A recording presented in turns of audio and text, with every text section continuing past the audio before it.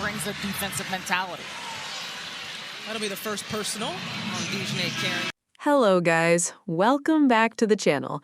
I think we just witnessed another damn reminder of what happens when Caitlyn Clark gets the basketball and the offense actually runs through her. Caitlyn Clark puts up 30-plus points, and suddenly the Indiana Fever are winning basketball games. Crazy how that works, right? You give Caitlyn Clark the ball, let her control the tempo, let her attack, let her shoot, and the team starts cooking. So naturally, the question has to be asked, why the hell does it sometimes look like this team forgets what its biggest weapon is? And at this point, Caitlyn Clark is checking names off the list. She has passed up Alyssa Thomas in assists, and that's another milestone nobody can take away from her. The girl keeps climbing the historical rankings while everybody else is busy arguing about whether she deserves more opportunities. Before we get deeper into this madness, make sure you subscribe to the tribe, like the video, and turn on those notifications because there is a lot to unpack. Now let's talk about DiJonai Carrington, because this was personal. Caitlyn Clark completely humbled DiJonai Carrington on the basketball court, and then we got that shoulder shrug energy afterward. Caitlyn basically looked like, girl, what are you doing? Because Caitlyn had just hit a logo 3 right in her face. That's the kind of shot that makes somebody question every defensive decision they just made. And then the situation got even heated. Caitlyn Clark ended up getting a technical, and you already know the internet was going to explode over that. But honestly, the bigger storyline was the emotion surrounding this game. Every time Caitlyn steps on the floor, it feels like somebody wants to turn the game into a damn grudge match. And then there was Natasha Cloud. Listen, this is exactly why talking crazy online can come back to bite you. Everybody looks tough behind a microphone, a camera, or a social media account. But once emotions start flying in a real basketball game, suddenly the whole situation becomes something completely different. Natasha Cloud looked like she completely lost her composure. The basketball game was already intense, and then suddenly we're dealing with confrontation and chaos. Come on, bro. You still have a game to play.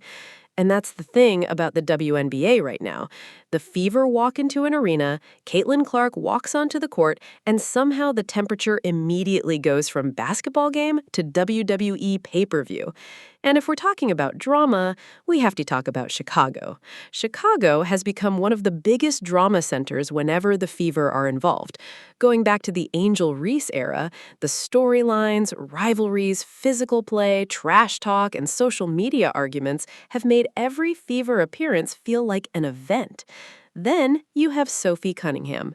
Every time Sophie Cunningham touched the floor, the crowd was booing her like she had personally offended the entire damn city. And what did Sophie do? She smiled. That's it. She basically looked at the crowd like, keep going. And honestly, that's exactly how you handle it. If the crowd wants to give Sophie Cunningham extra motivation, she's going to take that energy and turn it into fuel. You boo her, she gets fired up. You talk trash, she gets more aggressive. You put a battery in her back, and then you better be ready for what comes next. That's what makes sports entertaining. Now let's talk about Caitlyn Clark. 30-plus points. And here's another important detail. Aaliyah Boston did not play today. Aaliyah Boston doesn't play back-to-backs, which meant the Fever needed somebody else to step up. And shout out to Monique Billings because she answered that damn call.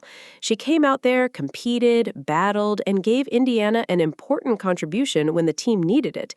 That's what good teams are supposed to do. When one player is unavailable, somebody else has to step up. But let's be real. Caitlyn Clark still had to put the damn team on her back. And that's why this performance matters. Because we've heard all the excuses. We've heard all the debates. We've heard people question her efficiency, her health, her role, her minutes, her shot selection, her leadership, and damn near everything else. But when Caitlyn Clark gets into rhythm, the entire game changes. The defense has to react differently. Teammates get easier opportunities. The floor opens up. The pace changes, and suddenly Indiana looks like a completely different basketball team. Which brings me to something else that bothers me. Look at what Caitlyn's arms look like after these games. I've talked about this before, and I'm going to say it again. Caitlyn Clark takes an incredible amount of physical punishment. Basketball isn't football. You're not supposed to walk away from every game looking like you just survived a damn street fight. Yet Caitlyn continues to absorb contact, get knocked around, get bumped, get grabbed, and somehow she keeps getting up and competing. That's what makes her mentality so impressive.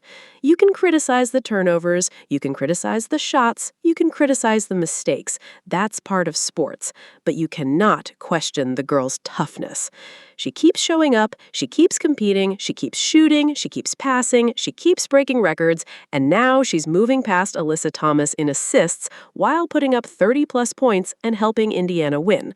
So if anybody is still wondering what happens when you actually give Caitlyn Clark the damn keys to the offense, I think we're getting our answer. Caitlyn Clark produces. The fever win. The drama explodes. And everybody suddenly has something to say. That's the WNBA right now. And honestly, I wouldn't have it any other way. Just keep Caitlyn healthy, keep the nonsense under control, and let the basketball do the talking. Because when Caitlyn Clark starts cooking, everybody else better damn well pay attention. Shout out to JTL. Let's look his reaction on Carrington's situation. Defensive mentality. Look at her. Look at her. Look at her. And she got a tech today. Look, another one. 7-3 made for Caitlyn Clark. She was busting DiJonai. Goes for 30. Busting her ass all night. This is the face here. This is a face of defeat. Look at her. Salty. Pick your face up, DiJonai Carrington. I think you left your mascara on the floor, too. Watch this. Creating an advantage here. You got Watch Caitlyn. Bust your ass. Look at Caitlyn. Look at Caitlyn. Oh, no. Oh, no. Look at Caitlyn. DiJonai Carrington picks up a foul on Caitlyn Clark. Look. But she brings a defensive mentality. Look at her. Look at her.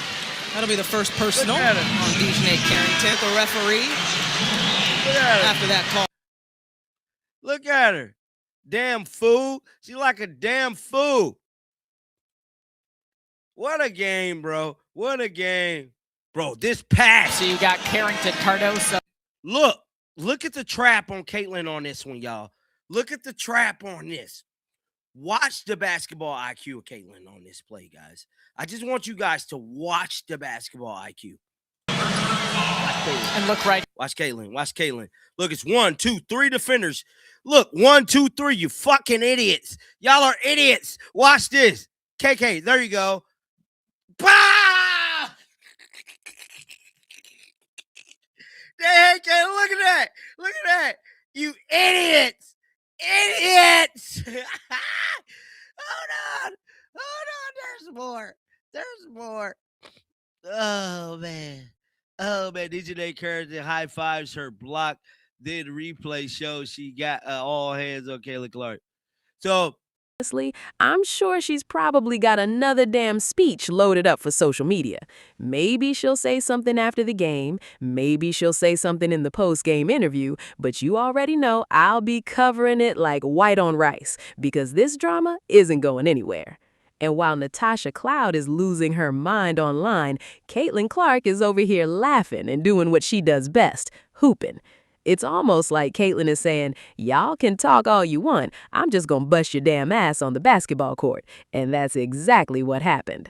Let's get into these Caitlyn Clark highlights, because this wasn't just a good performance. This was a straight-up Clark takeover.